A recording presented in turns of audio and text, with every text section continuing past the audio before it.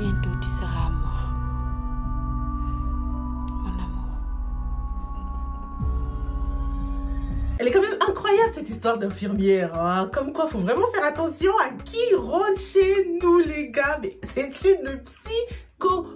Au final, on dirait que Jessica n'a pas considéré les conseils de sa copine Adja, hein. Il est temps d'ouvrir les yeux. Est-ce qu'elle fait semblant de ne rien voir là, Jessica, vous pensez? En tout cas, par rapport à cette histoire d'infirmière, son kiff sur Moussa, tout ça là, ce n'est pas forcément mon histoire préférée de cette saison 2. Parce que je trouve que ça retarde un peu les choses, je trouve que ça retarde un peu l'intrigue de la saison 2. Mais j'aime tout de même comment les choses ont été développées depuis le début, hein. Elle est rentrée comme une infirmière lambda. Et plus on avance, plus on découvre à quel point le personnage se développe au niveau de son caractère, mais aussi de son costume, hein. À chaque fois qu'on la voyait, Aïssa était toujours habillée en mode infirmière. Mais plus on avance dans la série, plus elle prend de la place dans la vie du couple, dans la maison du couple. Elle se met à l'aise, les gars, hein. Elle a troqué sa tenue d'infirmière pour quelque chose de un peu plus comfortable, les gars, un peu plus relaxed, là, hein. Elle veut absolument faire partie de cette famille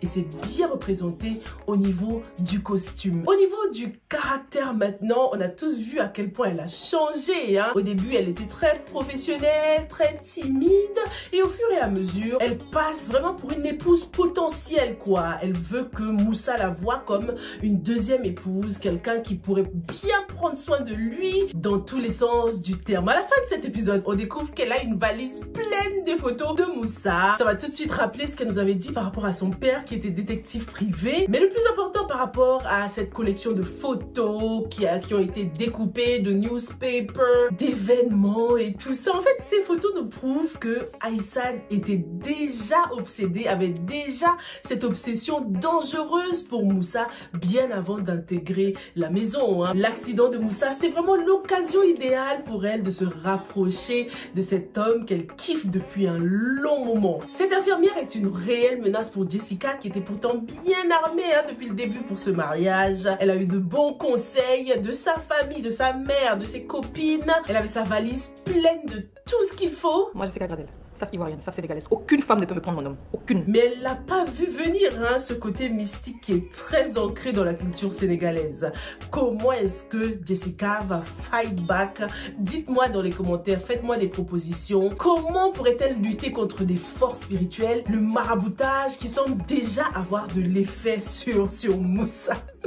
Le fait qu'il boive cette eau est un grand signe, hein, ça voulait tout dire en fait, hein. Ça voulait dire qu'il n'était pas indifférent à tout ça. Donc le maraboutage est déjà en train de marcher, les gars, malheureusement. Le couple Jessica-Moussa sera-t-il vraiment plus fort que tous, les gars?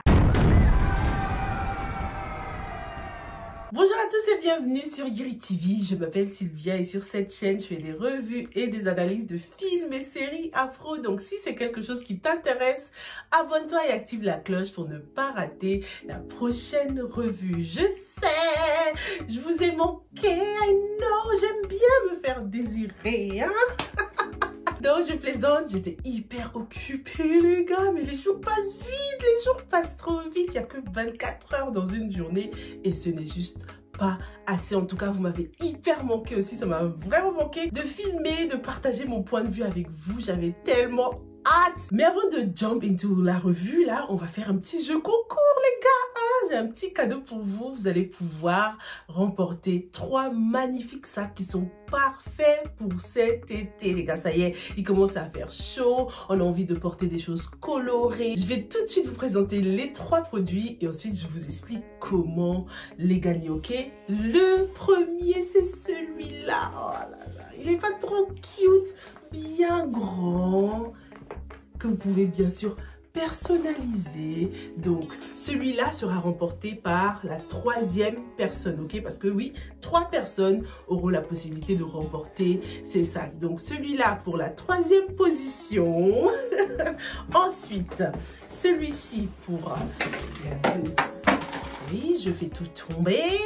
La 2e position. Est-ce qu'elle n'est pas trop mignonne? J'adore. Il est trop mignon ce sac. I love it. Parfait pour cet été. Si tu es la 2e personne la plus rapide à trouver la réponse, tu remporteras celui-là. Et le meilleur pour la fin, les gars. C'est mon préféré. Oh, il est plus petit, mais franchement, j'adore. C'est celui-ci. Trop cute. Look at this. Regardez-moi cette matière, la qualité, c'est archi solide. Donc, la première place remportera celui-là. Il est juste trop beau. C'est celui que je préfère. C'est pour ça que je me suis dit, vas-y, la première personne remporte celui-là. Trop cute. Donc, comment faire pour gagner un sac? Alors, pour gagner ces 3 sacs, c'est hyper simple. D'abord, vous allez commencer par suivre cette page Instagram qui s'affiche sur l'écran. Beauty by Kay. Donc, tu t'abonnes à la page parce que ces sacs sont fabriqués par elle, par Kadiatou. Coucou Kadiatou, si tu me regardes. Donc, vous suivez la page Instagram de Kadiatou. Ensuite, tout au long de cette revue, il y a des lettres qui vont défiler sur l'écran, ok? Il faudra prendre en compte ces lettres, les noter à chaque fois et essayer de former un mot avec ces lettres, ok?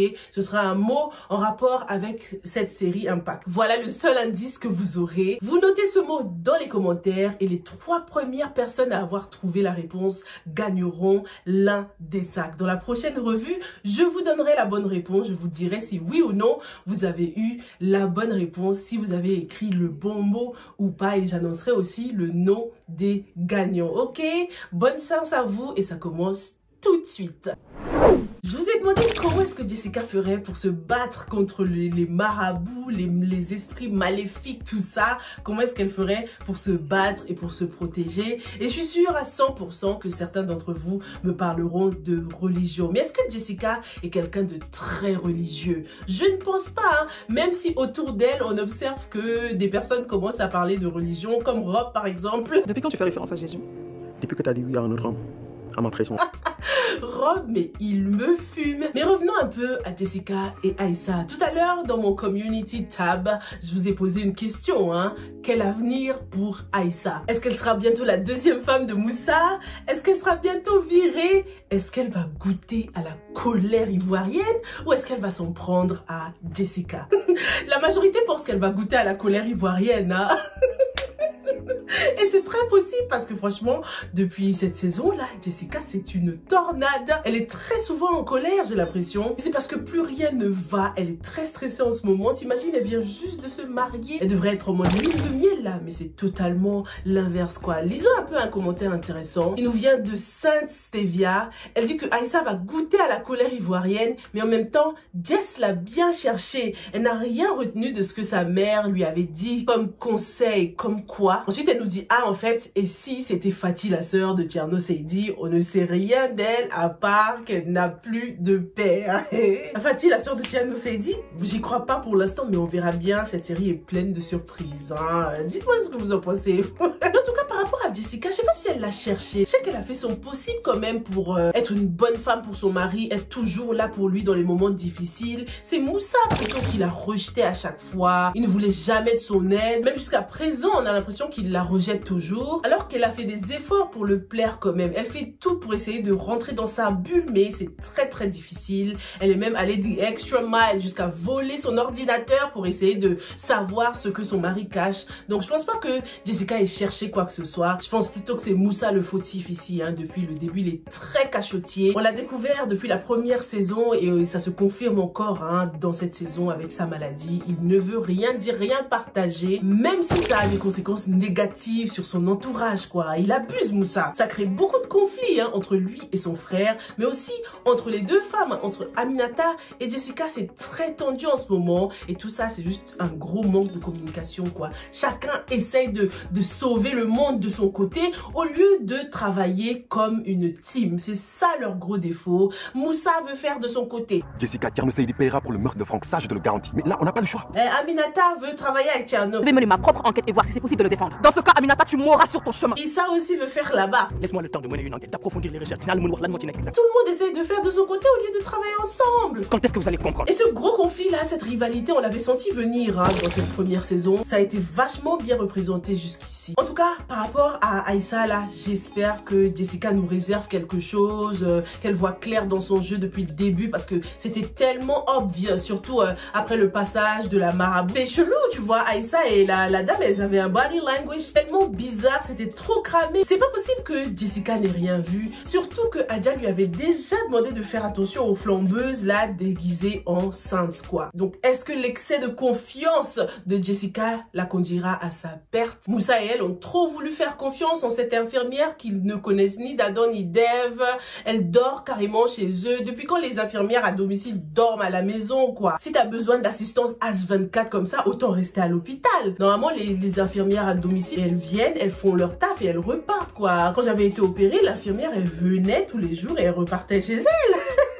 Donc Moussa là, s'il a besoin d'assistance H24 comme ça, il aurait mieux fait de rester à l'hôpital. En plus l'infirmière elle n'a clairement plus sa place chez eux. Moussa commence à aller mieux. Donc je sais pas ce qu'elle fait toujours là. En tout cas en attendant, sa potion magique là a l'air de fonctionner hein. C'est pas dans les épisodes à venir là, on découvre que bam, Moussa veut prendre une deuxième femme. Il faut que la mère de Moussa rentre en jeu. Je sais pas pourquoi mais je pense à elle en tant que maman très traditionnelle, très sénégalaise. Je pense qu'elle sera bien placée pour lui régler son compte à Aïssa là. Parce que Jessica, même si je sais qu'elle est à la hauteur, hein, elle pourrait vite fait bien fait lui régler son compte à Aïssa là. Mais il y a des subtilités culturelles, tu vois. Donc est-ce que Jessica est assez armée pour ça quoi? À moins que Adja l'aide. Hein. Franchement, j'aimerais beaucoup voir un peu plus de Adja quoi. Je trouve qu'on développe pas ce personnage, c'est vraiment dommage. J'aimerais bien qu'elle soit beaucoup plus présente dans cette deuxième saison.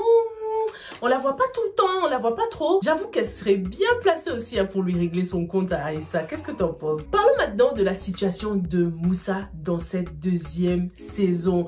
Pourquoi vous lui avez fait ça? Je trouve ça tellement dommage de l'avoir cloué dans ce fauteuil roulant là. On est au 17e épisode, donc ça y est, c'est déjà la moitié de la saison. Je trouve qu'on n'a pas beaucoup avancé avec Moussa. On sait pas encore sur quoi il bosse, c'est encore flou, il est toujours à la maison et tout. Donc personnellement, c'est vraiment mon avis personnel, je trouve qu'on aurait pu développer ce personnage beaucoup plus dans cette saison, le voir beaucoup plus en action. Peut-être que c'est lui qui découvrirait l'identité du monsieur dans la voiture là, l'agent secret mystérieux, découvrir que c'est leur père et le cacher pour l'instant à Issa.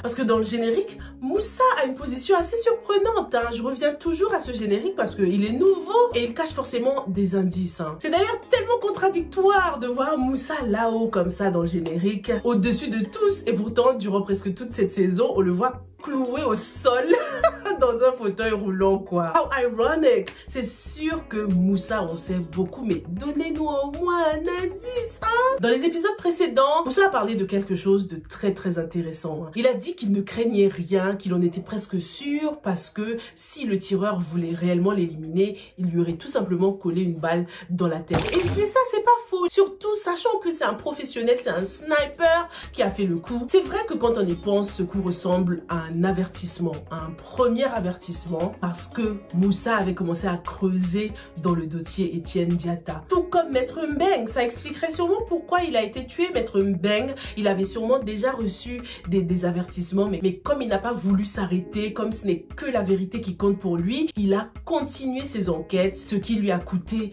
la vie. On a découvert quelque chose de très important concernant l'affaire Etienne Diatta. On a découvert qu'il avait été tué pour une affaire de chantage sexuel. Chantage sexuel ou relation amoureuse, les gars?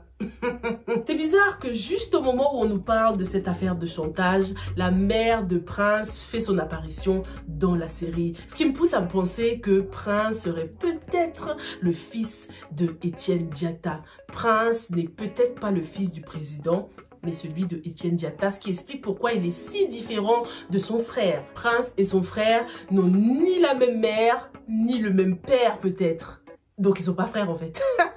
Ils sont tellement différents, ils ont un comportement tellement différent. Prince est plus down to earth, humble, alors que son frère est beaucoup plus arrogant. Il est bien dans ses baskets de fils de président, il en profite à fond. La mère de Prince a sûrement trompé le président avec Etienne Diatta. C'est pour ça qu'ils ont décidé de l'éliminer et de faire taire le dossier pour ne pas que le scandale s'ébruite quoi. On a également découvert que la maman de Prince pouvait être très stratégique. Donc sûrement qu'elle a caché cette grossesse princesse et qu'elle a fait passer Prince pour le fils du président alors qu'il ne l'est pas, quoi. Ça rentrerait bien dans le thème et ça nous ferait penser à l'histoire de Franck et Paul Gradel, hein. Il a élevé un fils qui n'était pas le sien, donc peut-être que c'est pareil pour le président de la République. Voyons aussi ce que Jessica en pense. Quand Prince a rendu visite à sa mère, j'ai cru reconnaître la pièce dans le générique, là où il y avait Mélanie Gradel et la femme assise dans le fond. Un homme de haute autorité impliqué dans un scandale sexuel et dans la mesure Étienne Diatta. Et si c'était la mère de Prince qui avait tué Maître Mbeng, le président? Les parents de Prince connaissent forcément Maître Mbeng, vu que leurs enfants se sont aimés. Je pense aussi que c'est soit le père de Prince, soit sa mère qui a fait menacer son propre fils. Je vais même plus loin. Et si Étienne Diatta était le père de Prince? En tout cas, cela me paraît bizarre qu'il montre enfin un des parents de Prince maintenant. Je partage l'avis de Jessica. Je pense que il se pourrait que Étienne Diatta soit le père de Prince, les gars. Par rapport aux menaces, c'est très possible hein, que ce soit les parents eux-mêmes qui aient menacé leur fils. Ça se trouve, c'est sa mère qui l'a menacé parce qu'elle ne veut pas que son fils découvre l'identité de son véritable père. Les parents de Prince connaissaient Maître Mbeng. Ça aussi, c'est vrai, Jessica, puisque leurs deux enfants sont sortis ensemble. Donc, c'est possible que ce soit l'un des parents qui soit venu chez Maître Mbeng pour l'assassiner. Pourquoi pas la mère, les gars? Ça se trouve, au final, c'est elle qui a fait assassiner Étienne Diatta parce qu'il savait qu'elle était enceinte de son fils à lui. Du coup, pour ne pas ruiner toute cette réputation qu'elle s'est construite, puisqu'elle est très stratégique, elle a décidé de l'éliminer pour pouvoir offrir un avenir meilleur à son fils, quoi. C'est stratège, tout ça, hein. Et lorsqu'on repense au mode opératoire, vous m'aviez dit que oui, le couteau, c'est très genre crime passionnel, quoi. Donc, je vois bien une femme commettre ce genre de crime, puisque Maître Mbeng fouinait dans le dossier Étienne Diatta, la mère de Prince est venue le voir et l'a assassiné pour le bien de son propre fils. Qu'est-ce que vous en pensez? Si le meurtrier de Maître Mbeng, c'est la mère de Prince, ce sera la seule raison pour laquelle Prince et Aminata ne se mettront pas ensemble. Parce que pour l'instant, ils vont juste trop bien ensemble. Prince, il est trop clean, il est trop gentil. Donc, si la production n'a pas l'intention de les mettre ensemble, s'ils ne sont pas censés finir ensemble à la fin de cette série, ce sera un bon moyen de casser le couple forever, quoi. T'imagines, ta mère a tué mon père, mais c'est mort, on peut pas se mettre ensemble. Ils seront vraiment condamnés à l'échec et Prince pourra une bonne fois pour toutes passer à autre chose. Est-ce que Prince pourrait être le fils de Étienne Diatta?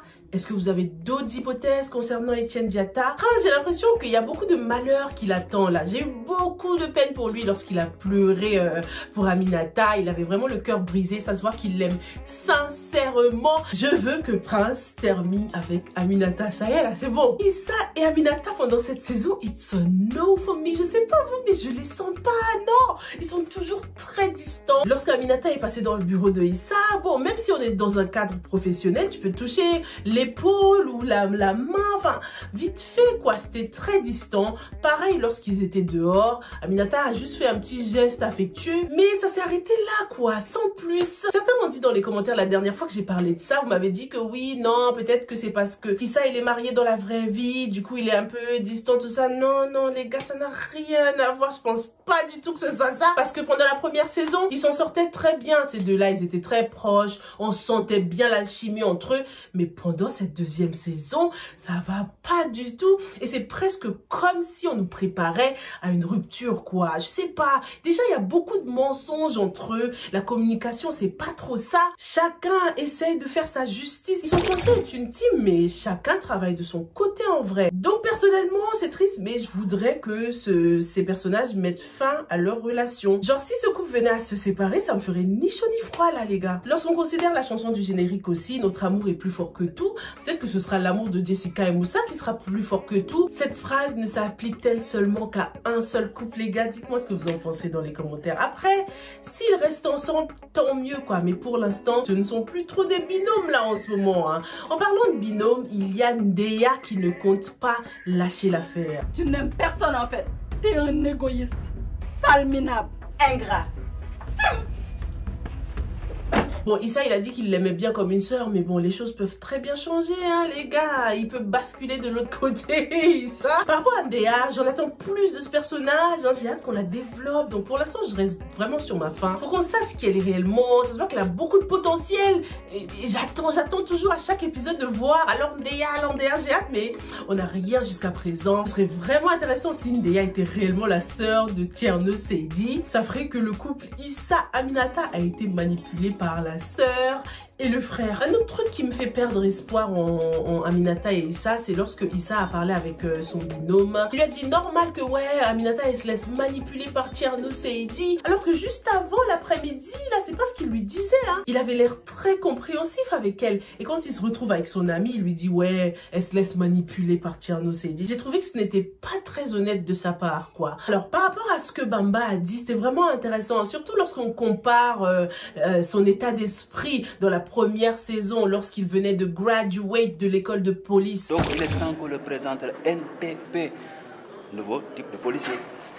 À maintenant, on ressent vraiment un ras-le-bol, hein. Bamba, il en a marre de toute cette corruption et tout ça, il veut plus faire partie de tout ça. Ça m'a fait repenser à notre théorie par rapport au sniper, à l'identité du sniper. À un moment, on avait pensé que ça pourrait être Bamba, ce qui expliquerait pourquoi il est autant dégoûté par tout ce qui se passe en ce moment. On lui avait sûrement donné cet ordre-là de blesser Issa et il l'a fait malgré lui, quoi. Donc, est-ce qu'on peut de nouveau revenir sur cette théorie, sur cette hypothèse selon laquelle Bamba est le sniper et celui qui a tiré sur Moussa? Parlons maintenant de la situation Paul, Fatih, Mélanie Gradel, Jess, a whole mess, ok? Le moment qu'on attendait tous est arrivé, donc Jessica a trouvé Fatih chez son père. J'aurais kiffé qu'il y ait au moins une ou deux rencontres encore entre Jessica et Fatih avant cette confrontation pour que ça fasse encore plus tu m'as poignardé dans le dos, quoi. Parce que depuis que Fatih a commencé à fréquenter Paul, Jessica et Fatih, elles ne se sont pas vues, hein, alors qu'elles se voyaient tout le temps. Donc c'était quand même une rupture assez brutale de leur amitié déjà. J'aurais kiffé qu'elles se voient, qu'elles se confient encore plus de choses et tout. Et là, bam, choc de ouf, parce que j'étais pas très choquée pendant cette scène. J'ai trouvé que c'était un peu trop facile en fait. Même si c'était bien joué, j'étais morte de rire par rapport à la perruque. Ma perruque. Rita Hair. C'était trop bien joué, j'adore Fatih, elle est trop forte. Et Paul Gradel, on en parle, qui essaie de la protéger là, mais pourquoi? Ne dites pas qu'il est vraiment amoureux d'elle, hein, parce que déjà lorsqu'il l'a vue avec Jimmy, oh là là, d'ailleurs Fatih, Jimmy, tellement contente lorsque Jimmy a commencé à shoot his shot là, je me suis dit yes, vas-y, archi contente. Je trouve que les personnages matchent et j'espère qu'ils vont finir ensemble parce que ça fera encore plus un gros clash dans la famille Gradel. Et qui sait, hein, Fatih pourrait finalement être un atout même pour les Gradel parce que il pourrait finalement passer par elle pour découvrir ce que cachent les Hilton Brothers, hein. Fatih et Jimmy, ils sont pareils, hein, c'est tous les deux des players. Dès que Jimmy avait vu Jessica pour la première fois dans le bureau, là il l'a maté de la tête aux pieds comme si c'était une marchandise là. Ça se voit que c'est un homme à femme, il kiffe les belles femmes. Fatih pareil, elle aime les beaux hommes qui sont très riches. Donc je trouve que c'est très bien de les avoir mis ensemble. Peut-être que finalement Jimmy va réellement kiffer Fatih et que cet amour qu'il a pour Fatih va créer un clash entre les frères Hilton, quoi. Et s'il y a un clash entre les frères Hilton, ça peut déstabiliser leur projet, quoi. Parce que Jimmy ne sera plus si concentré que ça. Qu'est-ce que vous en pensez? Peut-être qu'au final, c'est Fatih qui va sauver les Gradel. Peut-être que c'est grâce à elle que le projet des Hilton ne pourra pas aboutir. Pour le moment, en tout cas, Fatih, c'est l'ennemi numéro 1 des Gradel. Elle a dépassé les bornes lorsqu'elle a fait une réflexion concernant Mélanie. Franchement, quoi, quand on pense que c'est Mélanie qui lui donnait des conseils parfois, elle est vraiment culottée, hein, Fatih. On devine que Mike ne va pas tarder à connaître toute l'histoire. J'ai trop hâte de voir sa réaction. Lui qui, dans les épisodes précédents, avait l'air de vouloir revenir dans la famille. Un Gradel ne meurt jamais. Lorsqu'il a dit un Gradel ne meurt jamais, je me suis dit, ah, ça y est, il veut de nouveau porter le nom Gradel. Cette histoire de Fatih et Paul va encore plus l'éloigner de son père, quoi. Ensuite, on a Angèle, les gars, qui a donc trouvé un emploi sur Dakar. Et espérons que Mike n'est pas derrière tout ça, parce qu'elle le prendra très mal à mon avis. J'ai eu beaucoup de peine pour elle aussi, les choses se passaient tellement bien, c'était un conte de fées hein, entre elle et Mike. Un conte de fées qui n'a pas fait long feu, ça n'a pas duré du tout. Mais je me dis tant mieux parce que lorsqu'ils se sont réconciliés, j'ai trouvé que c'était un peu trop facile. Donc c'est tant mieux, il faudra que Mike se batte encore pour son amour parce que c'était un peu trop facile pour lui. Il croit qu'une femme peut tout quitter comme ça juste parce qu'il peut soi-disant s'occuper d'elle. Il faut qu'il la valorise un peu plus quoi. À un moment, j'ai cru que le restaurant qui avait appelé Fatih était celui du frère de Prince là, mais je pense que c'était pas le même nom. Celui du frère de Prince, c'était Ocean something OC là, j'ai cru voir ce logo là. Et celui qui a appelé Angèle, c'était un truc beach, je sais pas quoi. Donc c'est pas le même resto, mais espérons que Mike n'a pas eu à jouer de son influence pour lui obtenir ce travail parce que ça ne va faire que détériorer leur relation. Elle sera déçue Angèle et ça lui prouvera juste que Mike ne la connaît pas. Il a pas compris que c'était une bosseuse, une femme qui aime tout faire toute seule quoi. Parlons aussi un peu de Tierno Seydi qui est donc actuellement en prison. Je pensais qu'il avait le bras long, je pensais qu'il allait sortir de là plus vite que ça. Ça m'a tout de suite rappelé la prison de luxe de Mike, hein. Tierno Seydi ne bénéficie visiblement pas des mêmes privilèges. Je suis bien contente qu'il soit en prison là pour le moment parce qu'il a tout de même tué Franck hein, et il faut qu'il paye pour ça. C'est un meurtrier, Tierno Seydi. Voilà ce que j'avais pour vous pour l'analyse de ces épisodes. Merci beaucoup d'avoir regardé la revue jusqu'au bout. J'espère que tu as pu récolter toutes les lettres qui défilaient au fur et à mesure de cette revue et j'espère que tu as pu former le mot qu'il fallait. Pour rappel, il faut donc suivre la page de Beauty by Kay et faire partie des 3 premières personnes à écrire la bonne réponse dans les commentaires. Merci beaucoup et on se retrouve sans faute dans la prochaine. Stay safe and stay blessed. Bye!